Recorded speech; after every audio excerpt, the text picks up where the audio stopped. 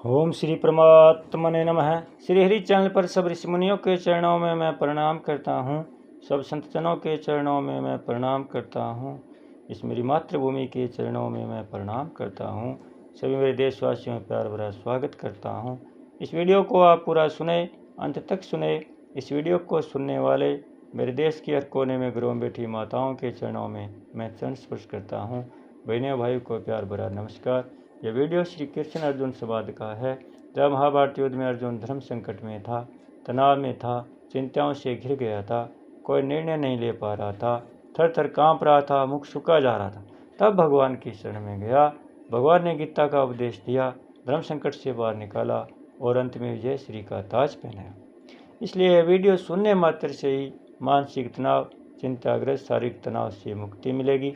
इसलिए आप सब श्रोतागण से मेरी विनती है, इस शुभ प्रभात में पुण्य का भागीदार बनकर जन कल्याण में अपना सहयोग देवे। वीडियो को ज़्यादा से ज़्यादा शेयर करें, सब्सक्राइब करें और लाइक भी करें। अब आगे क्या कह रहे हैं भगवान?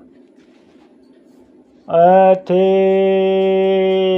तदपयशक्तो असि कर्तुं मधोगमाश्रित सर्वक्रम फल त्यागम ततः कुरु यथा तमवान।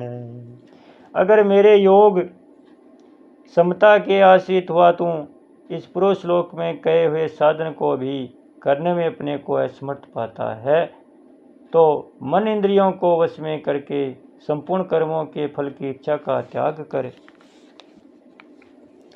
व्याख्या: एथेद दिव्योक्ति असि करतो मदोकमाश्रित है।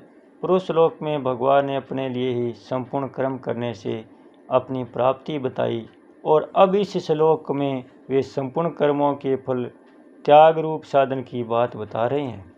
वहाँ भगवान के लिए समसत कर्म करने में भक्ति की प्रधानता होने से उसे भक्ति योग कहेंगे, और यहाँ सर्व कर्म फल त्याग में केवल फल त्याग की मुख्यता होने से इसे कर्मयोग कहेंगे।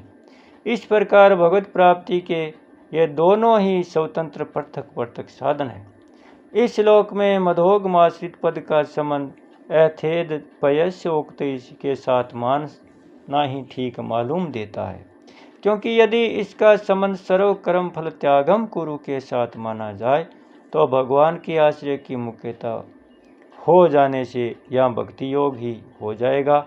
ऐसी दशा में 10वें श्लोक में कहे हुए भक्ति योग के साधन से इसकी भिन्नता नहीं रहेगी, जबकि भगवान 10वें और 11वें श्लोक में क्रमश भक्ति योग और कर्मयोग दो भिन्न भिन्न साधन बताना चाहते हैं।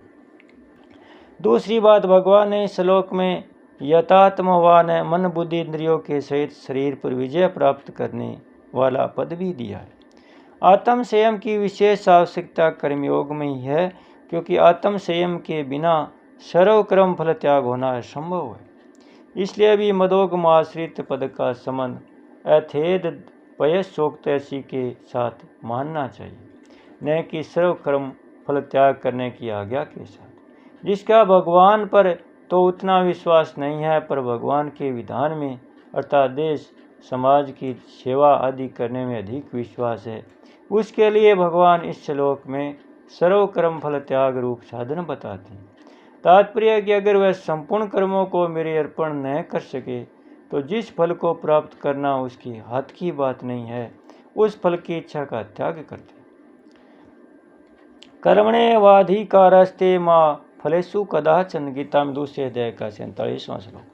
फल की इच्छा का त्याग करके कर्तव्य कर्म करने से उसका संसार से संबंध विच्छेद हो जाएगा।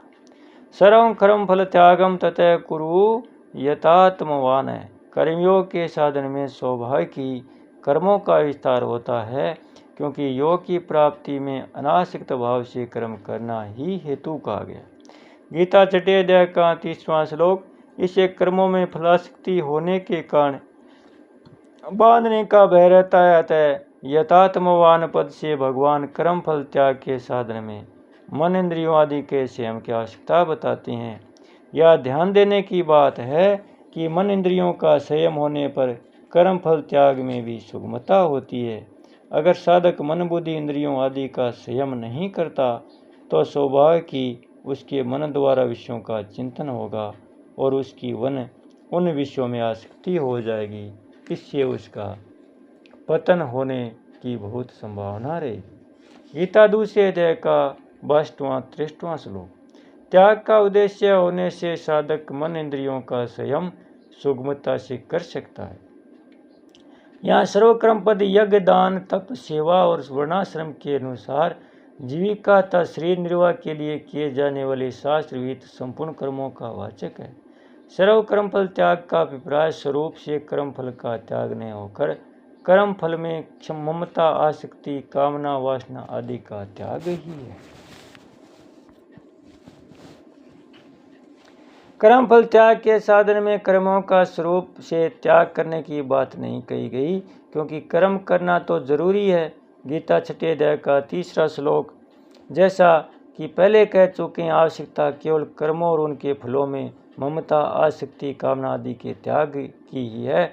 कर्मयोग के साधक को अकर्मण्य नहीं होना चाहिए, क्योंकि कर्म फल त्याग की बात सुनकर प्रायः साधक सोचता है कि जब कुछ लेना ही नहीं है तो फिर कर्मों करने की क्या जरूरत है। इसलिए भगवान ने दूसरे अध्याय के 47वें श्लोक में कर्मियों की बात कहते हुए माते संगो अस्तो कर्मणि, तेरी कर्म न करने में आसक्ति न हो, यह कहकर साधक के लिए अकर्मण्यता कर्म के त्याग का निषेध किया है। बोले श्री कृष्ण भगवान की जय, भक्त और भगवान की जय, सत्य सनातन धर्म की जय।